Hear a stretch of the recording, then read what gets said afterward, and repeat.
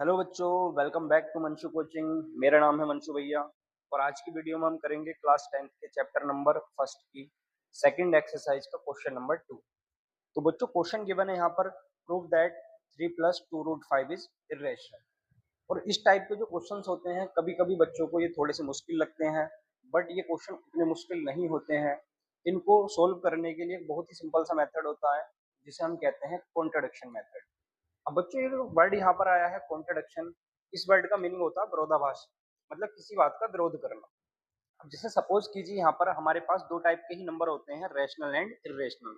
तो जो rational number होते हैं क्या वो कभी इरेशनल के इक्वल हो सकते हैं? नहीं हो सकते हैं।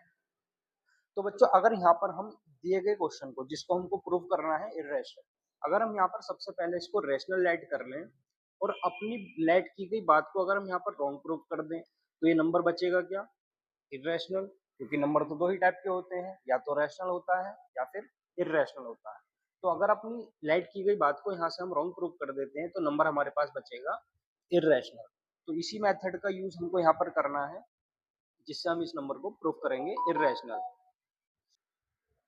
तो बच्चों सबसे पहले हम इस क्वेश्चन को लेट कर लेते हैं rational number. Let 3 plus 2 root 5 is rational. अगर बच्चों ये एक रैशनल नंबर हमने लेट किया है तो किसी भी रैशनल नंबर को हम पी अपॉन क्यू की फॉर्म में लिख सकते हैं। सो यहाँ से हम लिखेंगे 3 plus 2 root 5 is equals to p upon q, या फिर हम इसको लिख सकते हैं ए अपॉन बी। अब वेयर बी की वैल्यू कभी भी जीरो के इक्वल नहीं हो सकती है, और ये जो नंबर होते हैं यहाँ पर ए एंड बी, ये को प्राइम नंबर्स होते हैं। तो यहाँ पर हमने लेट कर लिया ए एंड बी को प्राइम, और बी की value never be equals to zero. तो बच्चों अब करना क्या है यहाँ पर हमको, सबसे पहले यहाँ पर हम रूट 5 की वैल्यू फाइंड करेंगे। तो यहाँ पर हम इसको ऐसा लिख सकते हैं 2 root 5 is equals to a upon b minus 3। या फिर हम इसको और सोल्व करें तो यहाँ पर मिलेगा 2 root 5 is equals to, LCM करेंगे बी, और ये होगा यहाँ पर ए माइनस 3b। और ये रूट के 5 के साथ जो मल्टीप्लाई में 2 है, इसको अगर हम यहाँ से हटाते हैं तो ये 2 जाएगा डिवाइड में, तो ये हो जाएगा a minus 3b upon 2b। अब यहाँ पर आपको एक बात थोड़ा ध्यान से समझनी है बच्चों, जैसे यहाँ पर हमने a और b को लेट किया था रेशनल नंबर, तो यहाँ पर a अपॉन b एक रेशनल नंबर होगा भाई। बट अगर हम किसी रेशनल नंबर को किसी रेशनल नंबर से ही सब्ट्रैक्ट कर दें या फिर उसको ऐड कर देते हैं किसी नंबर को, तो जो रिजल्ट मिलता है वो भी एक रेशनल नंबर ही होता है। तो बच्चों इसीलिए यहाँ पर a minus 3b upon b into 2, ये भी एक रेशनल नंबर ही होगा।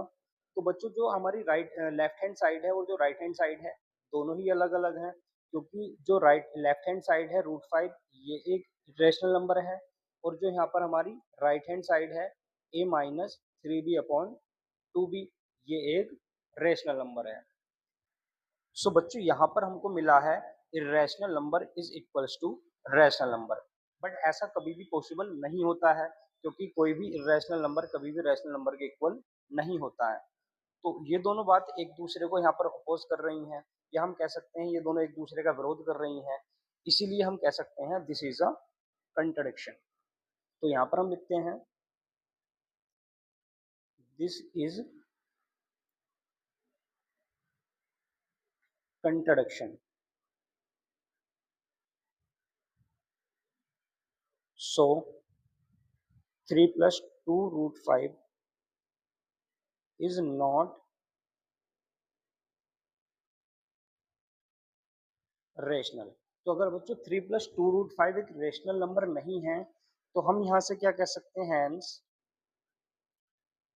3 प्लस 2 रूट 5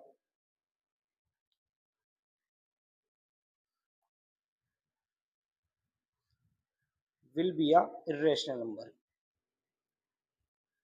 will be